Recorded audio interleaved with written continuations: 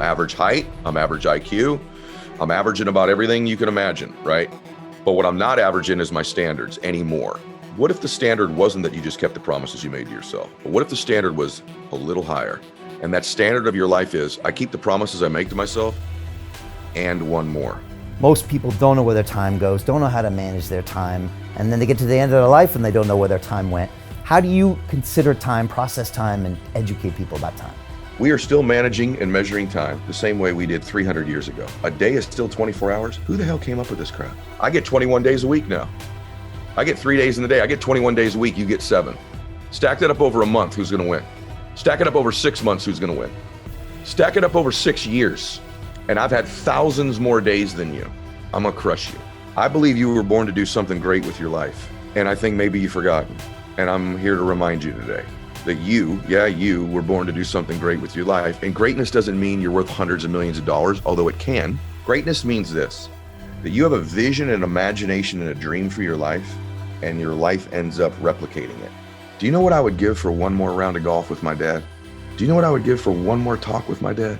If you're listening to this right now, what if I told you only get one more conversation with your children? How much more precious does that one more become? What if I told you you only get one more dance with your sweetie pie, with your sweetheart?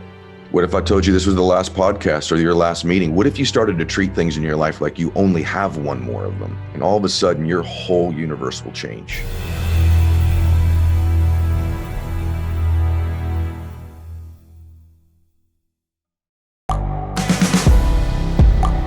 The world is changing. Inspiration is everywhere. It has never been so easy to connect, share, and bring people together. We're learning from others and finding the best in ourselves. Challenging our beliefs. Sharing our vulnerability. Overcoming our fears. Transforming ourselves so we can transform the world. How far can we go? This is London Real. I am Brian Rose. My guest today is...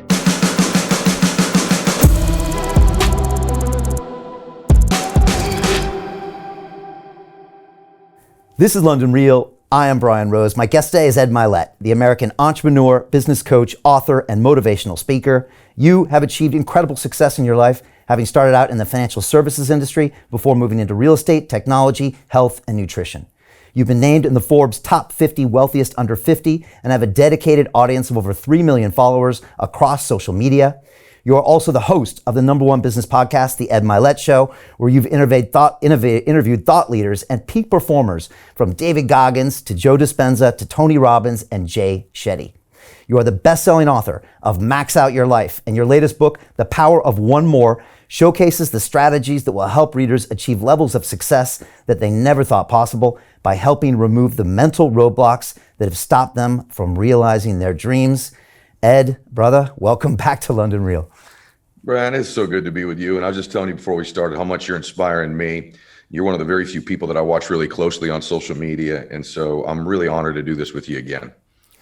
Ed, I very much appreciate it. You reached out a few weeks back and I just thought, man, there's another chance for us to connect. I felt like that first time we had you on the show, it felt like we reconnected. I don't know, like we shared some type of energy or the way we look at life or going through struggles and adding value. So it always feels like I'm having a convo with an old friend. Does that sound strange? Brian, not strange at all. The day we had that conversation, I walked out, I was at my desert house. I walked out, my son was in the living room. I said, I just had an interview with a dude I've been watching for years. I feel like I've known him for years. And my son said, that's not possible. I said, yeah, it's probably not possible, but it feels like it. So that's bizarre that you just said that, because it was exactly what I said to my son 2 minutes after we finished. It's like the world is full of energy. Sometimes it's trying to give you information. Sometimes guys like us, who in the past maybe were focused on, process and results and stuff, I didn't always acknowledge some of that information. But now, as I get older and wiser, I'm starting to think, you know what? This is the world telling me something. It's saying, do more with these people, share more of this energy, And so, yeah, I'm now going with it more at this age. It's true, brother. I feel it too. It's funny. It was with you and I, the surprising part was because it wasn't in person. So normally when I feel something, the sense that strong, I usually am in the presence of somebody, but I felt it with you and I, even through this forum right here. And one thing about energy, you're always making people feel something. And so the more intentional you become to some extent about what you are making people, just be aware you're making people feel something, the more you're going to have a better ability to connect with people just in general. And it's amazing to me how many people are oblivious to the fact that at any given moment, you're always making people feel something. It's so true. It's something I used to tell to a lot of the young men and women here when they were coming in. I said, you say you're a leader, and they'd say, well, I'm not the head of the department. And I said, but every day someone's watching you and they're getting inspiration from you or not. It could be your family, your friends, colleagues. And so everyone's always vibing off of you. And if you can come in and have that focus, that plan, that good energy, that positivity, that one more attitude, then you'll be amazed where it takes you. And it was always interesting the way they looked at me, because some of them started to understand, but like you said, I don't know if everybody's aware of that, but it's something maybe everyone should think about now, is that, you're like you said, people are always getting some energy from you, right? Yeah, they are. I bet more people get it from you than you think, brother, because your example's so good. We were talking about our daughters before we started. And, one thing in parenting I've realized, and in leadership in general, so parenting is the ultimate leadership position, right? But like most things in life, most lessons, at least for me, have been caught, not taught. People catch it. They catch it when they're around you. We're always trying as leaders, teach a lesson, teach our children things. That works a little bit, but they catch things every single day, even when we're not looking. And so if you don't think you're in a leadership position, you're teaching people things all the time about who you are, what you stand for, what kind of an influence you can have, the impacts you make, because it's caught, not taught in every environment. You don't need a title or a tag or a position in order to do that. I love that, caught, not taught. Let's talk about parenting really quick, because you just made me remember something, Ev, from our last conversation, is that I know that you're so proud of your children and that you're always giving them all this positive feedback. And I don't know if we had this conversation on camera last time or off, but what I do is, to my sons now, every night after I read them a story before we go to bed, is I tell them how much I love them and how proud I am of them. And I think I asked you this last time and you said, yep, Brian, I do that every single day. I'm constantly telling my daughter I'm proud of her, constantly telling my son. And tell me about that parenting and that leadership role, and maybe what your view is on it. Yeah, and by the way, and I won't keep going to my book because I think that's cheesy when people do it. But when I wrote the book, I'm like, I don't want to just write this for entrepreneurs, but I did, or athletes, but I did, or leaders in business. But I also want to write it for parents. So it's a very diverse book. Like the lessons in the book transcend these things. But I just really believe that when we're young, we end up building these belief systems when we're really young, when we're defenseless, that our parents install in us. They're limiting beliefs or they're expansive beliefs. And it's people that love us, but oftentimes they kind of inject their software, their way of thinking inside of us.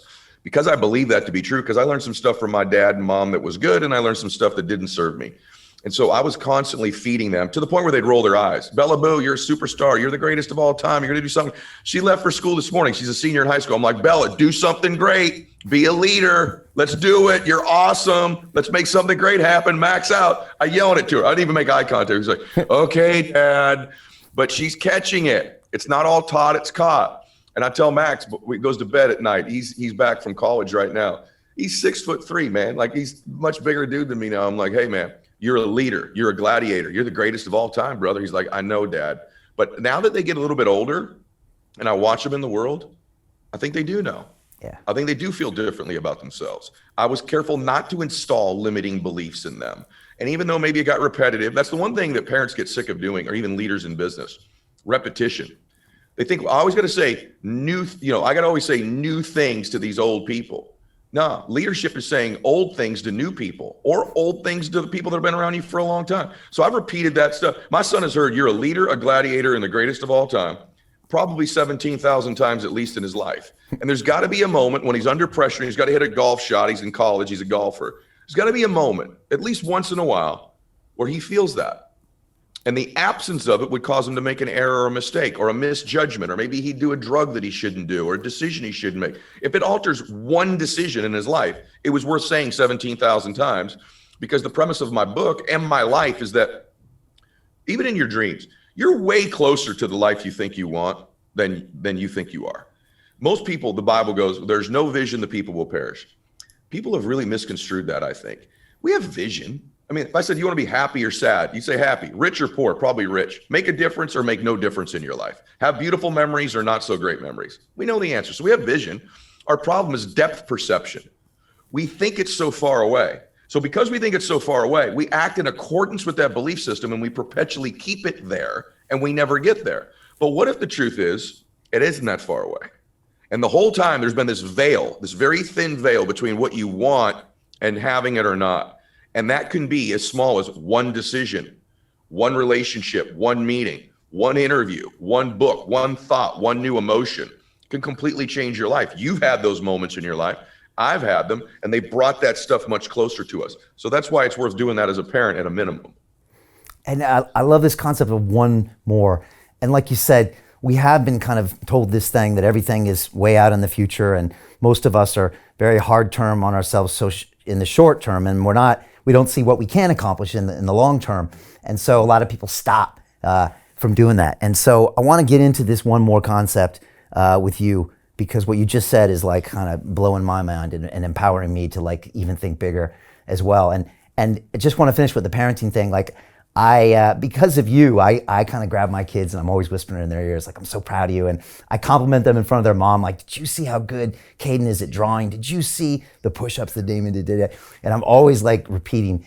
And like you said, that's what leadership is. It's just continuing to repeat those lessons, because you have to ingrain it in everyone around you, because that's going to help them make that one more time decision in the future. Can I tell you one thing on that? Yeah. That you just did really brilliantly well. I've actually orchestrated it with my wife, but I've done it I did it with my dad before he passed away, and my mom as well. The greatest compliments I ever got as a child that I still remember would be my grandfather. He'd come to my Little League games. He was probably making this up, by the way, but he would come to all my baseball games. And after the game, he's a very quiet man, and he would go, I wish you could. I'd go 0 for 4, right? 2 ground outs. He'd go, I wish you could have heard the other parents talking about you. How fast you got down the line on first base on that ground out. They've never seen a kid run that hard. That catch you made in center field, after you made that catch, I wish you could have heard what the other parents were saying about you. Those are the things I remember. It's like the third party compliment, because you're like, wow. So I've told my wife, when I'm not around, you tell them, do you know how proud your father is of you? Do you know how proud daddy is? Do you ever hear how daddy talks about you to other people? I would tell my mom, hey, when Max comes over for lunch, will you just do me a favor for a second? At some point, just say, I don't know if you know how proud your dad is of you. So I wanted them to hear it, not just from me directly, but like the third party part of it. And in business, this matters too, where you create a culture, people go, hey man, I was just in there with the boss, with the big guy. Well, he's raving. He appreciates you. He's raving about you. Those mean even more than the direct compliment. It's getting to hear the indirect one. Right. All right. So empower that. I remember having a few baseball games like that as well, where I went 0 for 4 in T-ball as well. So we won't get started about that.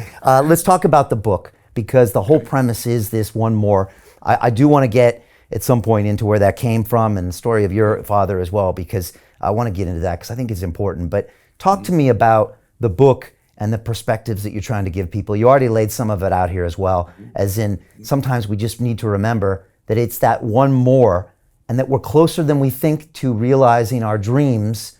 And that's why we have to take that one more shot. Is that the premise of this book? There is, that's one. There's a little layers to it. The other one is it's a standard. So in your life, you don't always get your goals. In fact, statistically, I have a whole chapter on how to set goals in the book, but even if you did what I teach you in the book, you're gonna get 24, 25% of them at best, if they're real goals.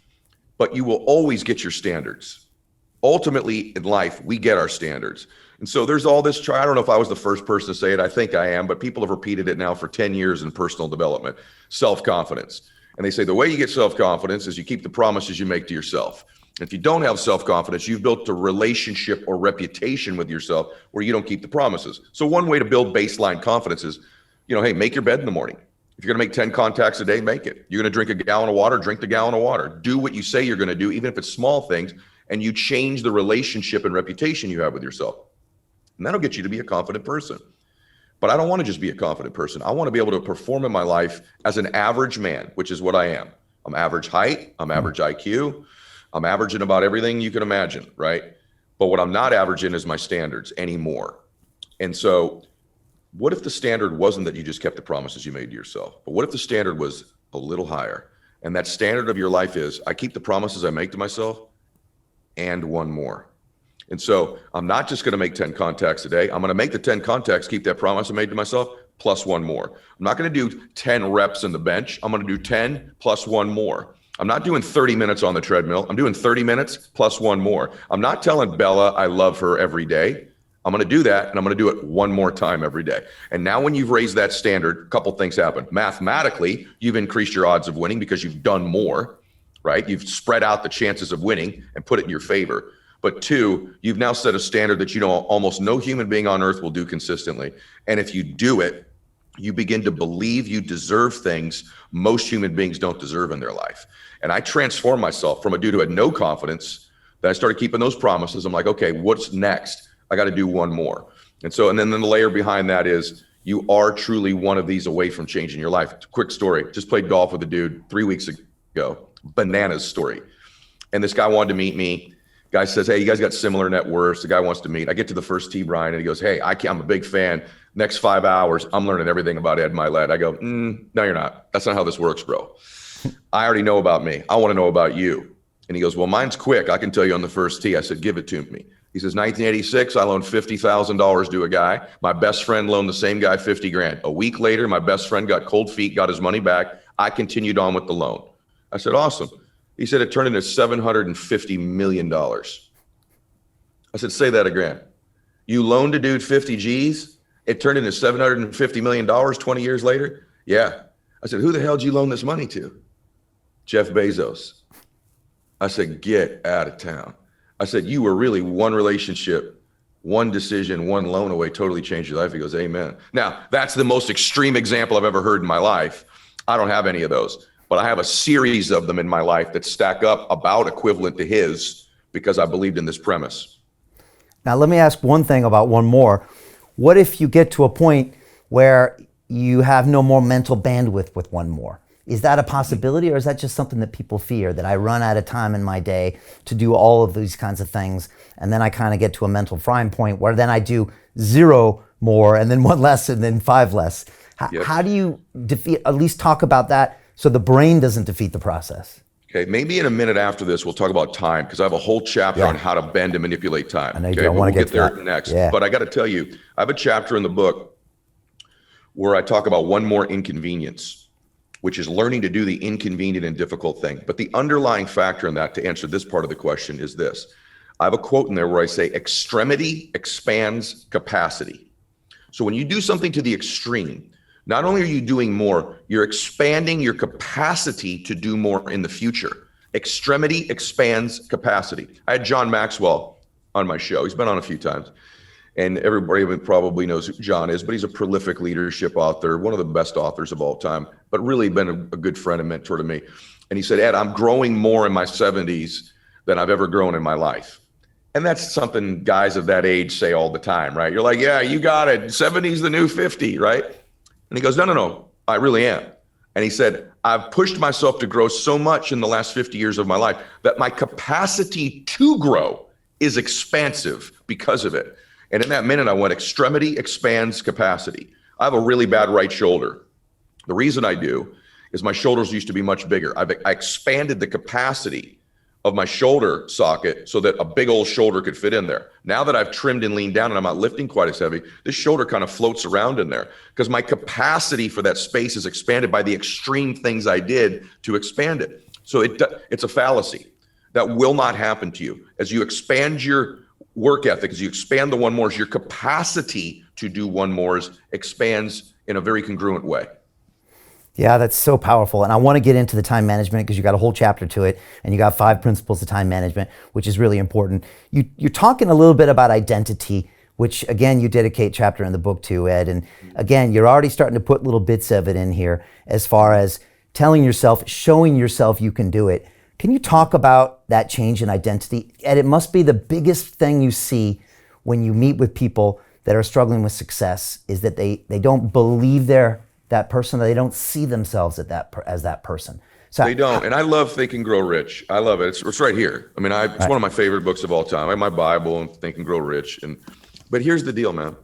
And I love the book. It's awesome. It's my favorite book. Right. But you don't just think and get rich. I know. You got to do stuff. And so, I wrote the book on how do you think and what do you do simultaneously. Identity requires both. And so identity, we talked about this last time, but identity in your life governs everything. It's an invisible force. So actually in this room I'm in, there's a thermostat right there. It is set at 71 degrees right now. It's hotter than that outside. The external conditions don't dictate this internal room here. And so what happens is when it's hot outside, the thermostat kicks on and cools room and regulates it to its identity setting of 71 degrees. That's exactly what your identity does in your life. So you have many identities. You have a faith, a fitness, a happiness, a financial. Let's just take business or financial. If you're a 71 degreer, you've already done this in your life. You're all going to go, oh my God, you're 71 degreer. And you start getting 80, 90, 100 degrees worth of external results. You've learned new skills. Your business is taken off. You will find a way over a window of time to turn that freaking air conditioner on of your life and cool it back down to what you believe you're worth at your thermostat setting, don't you? And it's going to seem coincidental. No, man. Stock market dropped, crypto tanked, my car broke down, supply chain, BS. Not true. Other people had those same things happen. They stay up there. You cooled it back down to what you believe you're worth. So the key thing in our lives is not just to acquire these skills. It's altering that thermostat setting to 80, 90, 100, because you will always get what you believe you're worth. And this is true in business and in life. Happiness. You have a fitness one. You have a 70-degree thermostat setting. You got to lose 20 pounds. You lose it. You're at 90 now. A year and a half later, you see that person, they put the 20 pounds back on. They turn the air conditioner on of their life. Relationships, same thing. Man, I found the love of my life, but you're a 70-degree, what you believe you're worth in a relationship. Year later, you see what happened. We grew apart. Wasn't what I thought it was. Cool it right back down to being alone. How do you change it? 3 quick things to say it fast. I won't detail them. I have a trilogy of changing your identity. 1, faith. If you have faith, you should connect it. If you have it, whatever it is, you should be connecting it to your identity. If you're really the child of a loving God, or you believe the universe vibrates at a frequency in the quantum field that you could tap into at any time you want. It's interesting to me, people of faith, man, if you're a Christian, I love Jesus on Sundays, love him in my Bible study, but when I walk into that business meeting, I'm solo. Why? That's interesting. God's either always with you or he's not. Oh, it made you do something great or he's not. Start to attach your faith, because you know your faith, to your identity. 2, your intentions. I'm running on a beach one time, Hawaii, guys running towards me, middle of the morning, sun's not up. It's Wayne Dyer. If everyone doesn't know who Wayne Dyer is, I know Brian does, look him up. He became a mentor of mine. We watched the sun come up together. He says to me, Ed, you're going to change the world. You've got this amazing voice. Your mind's incredible. I was like 28 years old. I'm sure he said this to lots of people. And he goes, and that's not why. Would you please do me a favor and never attach your worth to your skills or achievements, because you'll chase them forever? I said, sure, Wayne, what do I attach it to? He said, your intentions. You've got a beautiful heart. You want to serve.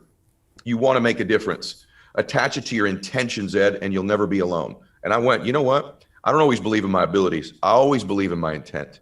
So even before we started today, bro, I said a quick prayer connected with my faith. I reminded myself, I don't have every answer, but man, would I love to help some people today. My intention is to serve you and these folks. So that's 2. And then 3rd is association. If I'm a 70-degreer, I hang around a 100-degreer, they heat me up by proximity. 1 is not enough. You have to attach your faith or belief systems, your intentions, and your associations. You alter the thermostat setting.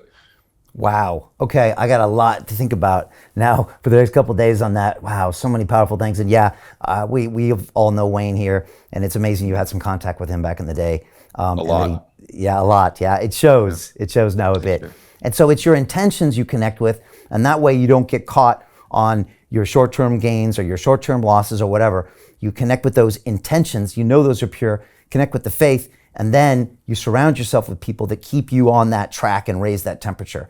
And that's something anybody now can think about and say, okay, which one of those things am I not doing well, if maybe all 3, and how can I start to take the action steps even today to start changing one of those in an intentional way? Yes, absolutely. And by the way, the reason I list those 3 is at one point I lacked all 3. At one point I had a very low identity. At one point I had no self-confidence. Hopefully people are inspired by the fact that I'm a really average dude. And I don't say that to be self-deprecating.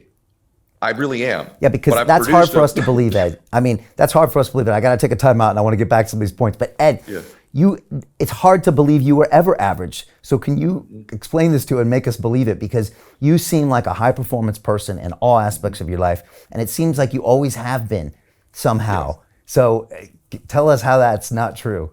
I'm not going to be dishonest and say that I'm not now. I am.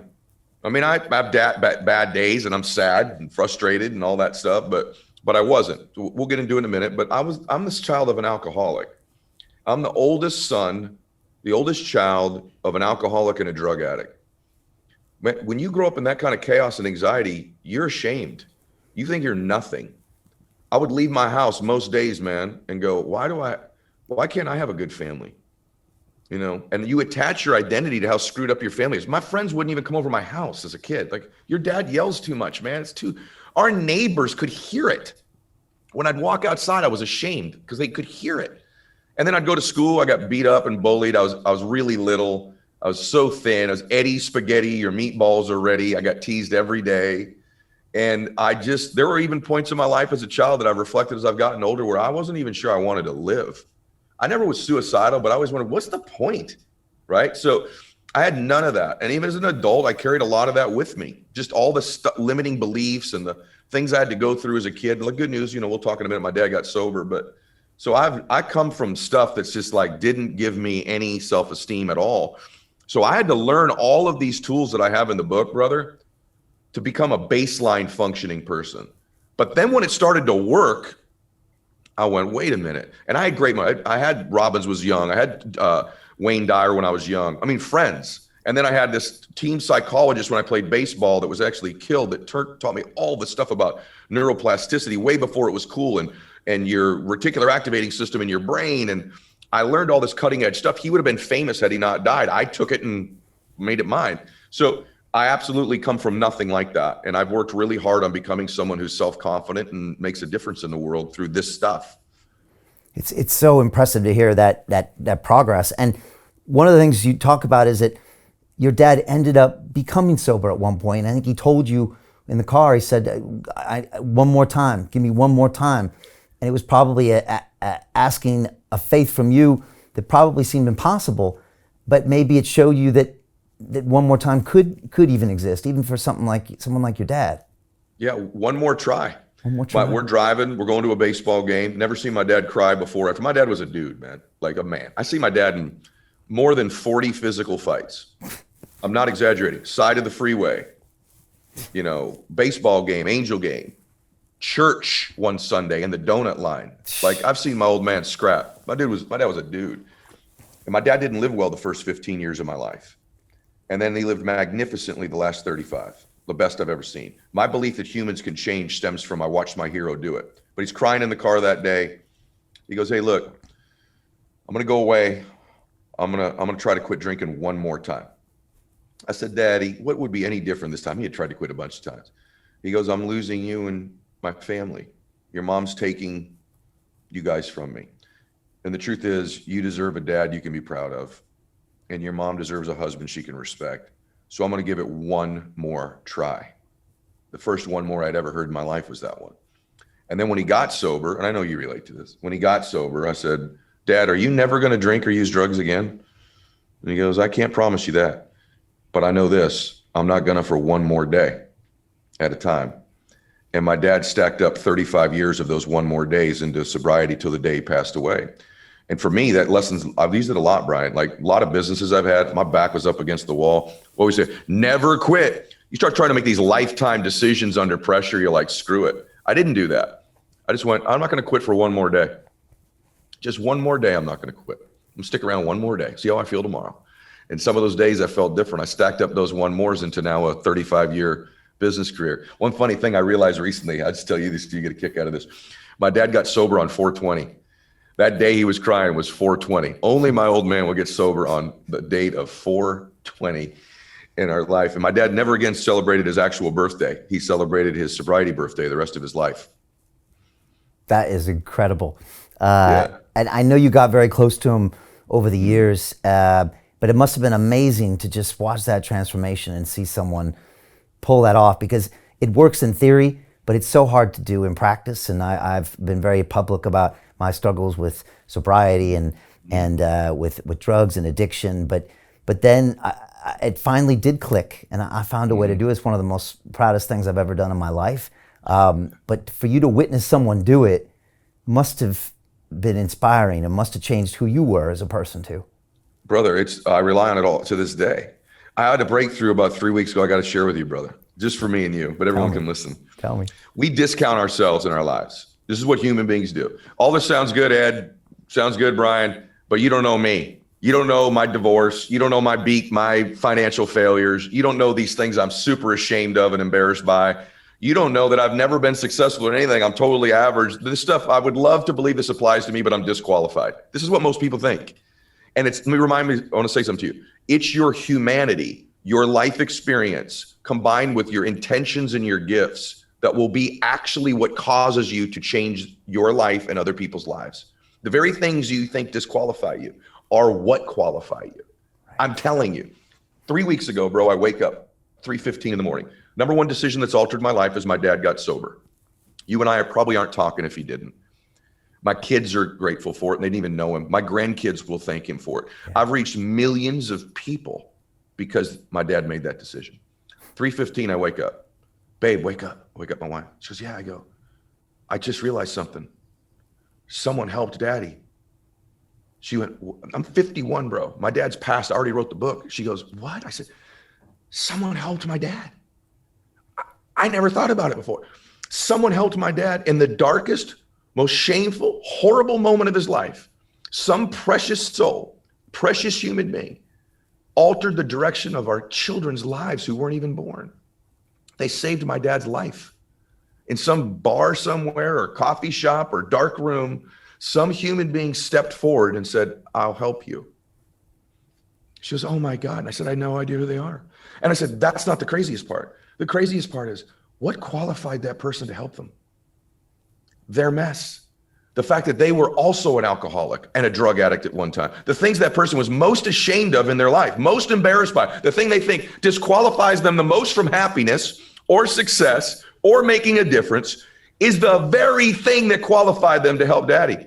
That when they were driving drunk and lying to their family and doing horrible things, they were preparing for this moment to meet my dad. When they were doing drugs and stealing from their family or lying to people or doing stuff they're embarrassed by, the things they think disqualified them from being happy and successful is actually the only thing that qualified them to help my dad. And this is the beauty of how the universe works, how God works, that our experiences, the things we think that disqualify us are the very things that prepare us if we'll embrace them, if we'll be vulnerable, if we'll overcome them to teach someone else how to do better in their life. And I think it's one of the most profound lessons I've ever learned, bro. And it was 3 weeks ago after the book was written. And you just thought there was one person that made him flip out there, and that person wasn't perfect, didn't have whatever experiences, and it was that one person that then magnified and changed everyone else's life. My gosh, brother, like all of his grandchildren, someone listening to me and you right now is because this person went, I'll help you. Right. And I don't feel qualified to help you. I don't feel prepared to help you. I'm pretty screwed up myself, but here we go. Yeah. That happened. And this is the lesson of life for everybody. It's such a big lesson. I mean, talking real, I mean, Ed, in 2018, I went to run an Ironman race. One of my guests in the studio, John Joseph, former Cro-Mags, punk rock singer, challenged me to do it and said, hey, Brian, you're going to do this 90 days on a vegan diet. I said, what are you talking about? I'm busy. I got 2 kids, la. He said, come to New York City. Let's do it. I started training in New York. I got all these flashbacks to my dark memories and my problems in 2001 when I lost my girlfriend, lost my job, had an overdose. And it all came out, and we were filming a documentary, and I just talked about it with John because John had some history of sexual abuse, and we just both had a real guys chat on a sofa in the East Village. And I'm telling you, we came back to London, and my guys are like, what are we gonna do with this footage? And I'm like, man, we talk about being vulnerable in my academy. We talk about being vulnerable on the show. We gotta roll it. And it was the scariest thing I ever did in my life to tell people about the major failure. Ed, I thought it was such a darkness in my life, it would never have any positive value, which is why I didn't tell anybody about it. Hadn't told my wife about it, told my kids about it, because I just thought this darkness will sit there forever and always be darkness. When we published that episode that week, when I shared it with my family, when I told the world, guess what? This guy you're looking at went through this dark experience, made these big mistakes, almost ended his own life.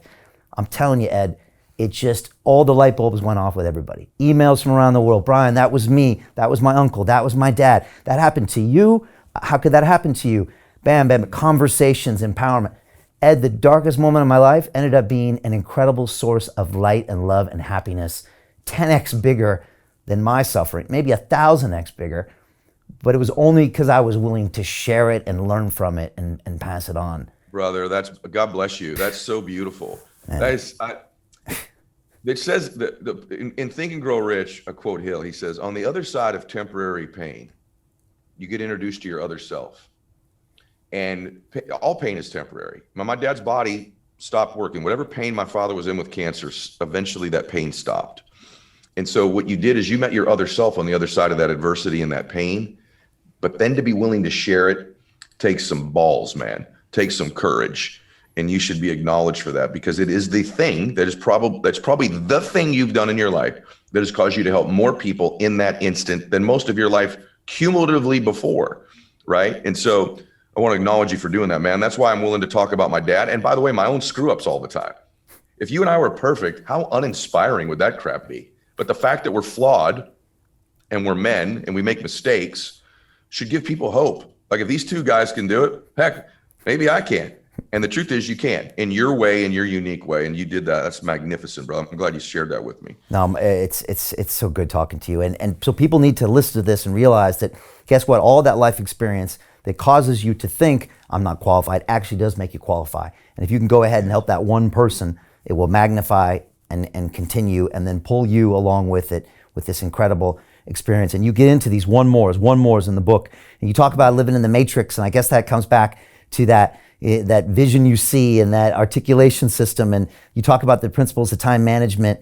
You know, what should we go deep on here? Because like you said, I think those two things, the RAS is huge. You said earlier, like, is my identity a big part? It is. The way I manage time and my RAS are probably my two biggest factors that have altered my life.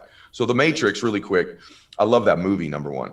I just rewatched it in Boston. Yeah. I was with my daughter. We were looking at schools. And one night we were so exhausted. And so we're like watching a movie. And I was like, let's watch The Matrix. She hadn't seen it. And I rewatched the whole thing, Ed. It was crazy. It's so good. And my kids hadn't seen it either. And I've made them watch it now. The new one, so, but I made them watch the old ones to watch the new one. But here's the thing. There's a couple of things in the book that I love, that in The Matrix that I love, that are also in the book. Neo has the ability to slow things down to what he calls bullet time, because he's so hyper-focused on something. He's programmed his RAS. Your matrix is your RAS, meaning it reveals to you your reality. That's what your RAS is. It's the reticular activating system. It's located in the prefrontal cortex of your brain, and that doesn't matter. Here's all you need to know.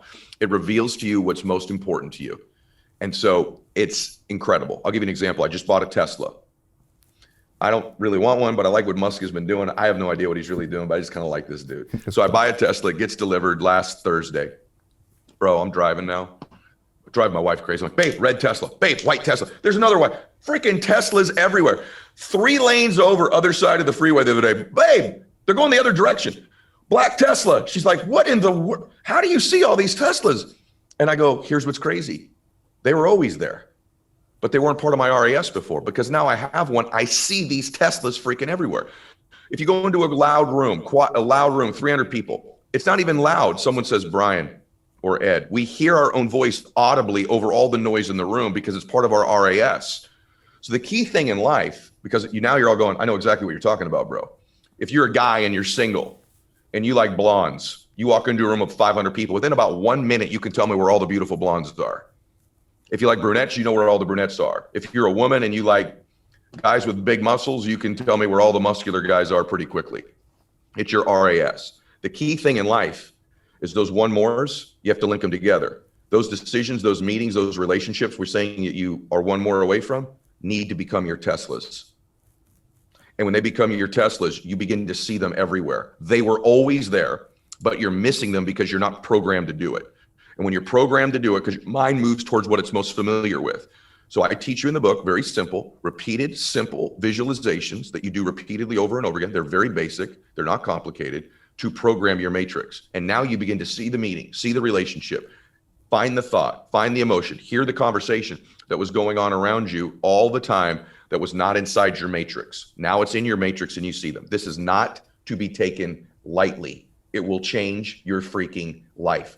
Great football player, Tom Brady. His matrix is different than a rookie quarterback.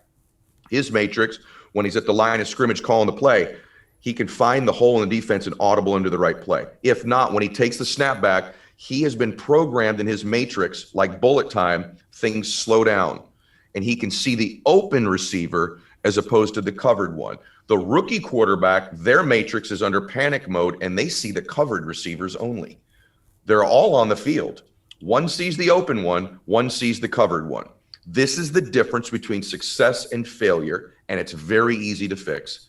That's your matrix. Boom. So don't get caught up in that reactionary matrix where your matrix is getting hijacked. Find a way where you can focus it on the things that are important, or that you can have the time to find those things and realize that it's happening, and don't let it happen to you. No, and you're aware of it. And the other thing in the matrix, Neo is the one. That's what they call him, the one. And in every family, man, eventually the one shows up. I live here in Victoria Beach and Laguna Beach. When I was a little kid, my wife and I met in elementary school. When we were in high school, I would take her on this beach, go, babe, I'm gonna get us a beach house someday. I'm gonna get us one of these beach houses. No freaking clue how to do it. I went home, I said, hey dad, who are these people that live oceanfront? My dad's like, I got no idea. I don't know, they won the lotto. Like, I don't know anybody that lives on the ocean, which we didn't. Then I figured it out. When you find a family that's really happy or really successful or both, somewhere back in their lineage, they weren't. And then the one shows up in that family. And that one changes that family forever. The way the world treats them. I'm the one in my family, man. I'm the one. And then what? The world ain't gonna have their thumb on the Myletts anymore. We think different. We act different. The world treats us different. We operate in this place different because I showed up. And in your family, if you're listening to this, you could be the one. And it's not because you'll like it or you hope for it. It's because you'll fight for them. You'll fight for your family because you love them so damn much. You want to change the way the world treats them forever. My nieces and nephews, they don't think like I thought when I was a kid. They think different because of Uncle Eddie. They think different. My kids think different than how I thought growing up because of dad. I'm the one in my family. You're the one in your family, Brian. Let's be real, right? And so all of you listen to this, you could be the one, but you got to know how to do it. And the one starts with your RAS. It starts with programming yourself. It starts with doing a little work. My mother-in-law loves Jesus.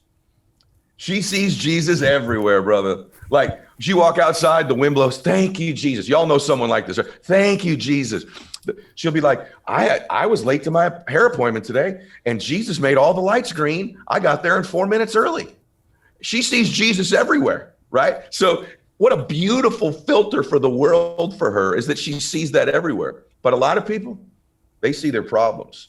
They see what they're worried about. They see their fears. Your mind is moving towards what you're most familiar with, men and women. And if you're most familiar with when you wake up, my to-do list, what I'm worried about, what could happen, my fears, my worries, you project in the future, your RAS begins to find the people, places, and resources to prove you right. You will have those problems. You will have those anxieties. You will have those fears. So I could tell you how to do it, but there's a whole part of the book on how to do that. Yeah, there's a whole chapter on that. I'm loving this. And I've never heard this IP anywhere, and I've never heard it all combined in one place either, Ed. Yeah. And especially coming from a guy like you who walks the walk and talks the talk 24/7. And again, I follow you, everything you're doing on Instagram. Like I said, I've seen you in Maine, I've seen you in LA, I see you with your cigars, I see you on the golf course, I see you with your dogs. And so we know that you live this congruently. And again, it's not just philosophy. You're giving us practical ways of changing things, right? Like thank you, bro. I'll just say one thing. I'll brag for 1 minute. This ain't another book. Yeah. Every book I read in personal development is just the same book. It's mainly the same book with some different words. I didn't want to write that book. What did I actually do? What are the things you really do to change your life? What do I need to think? What do I need to do? And I'll be honest with you, I'm not writing another one for a long time. To continue watching the rest of the episode for free, visit our website londonreal.tv or click the link in the description below.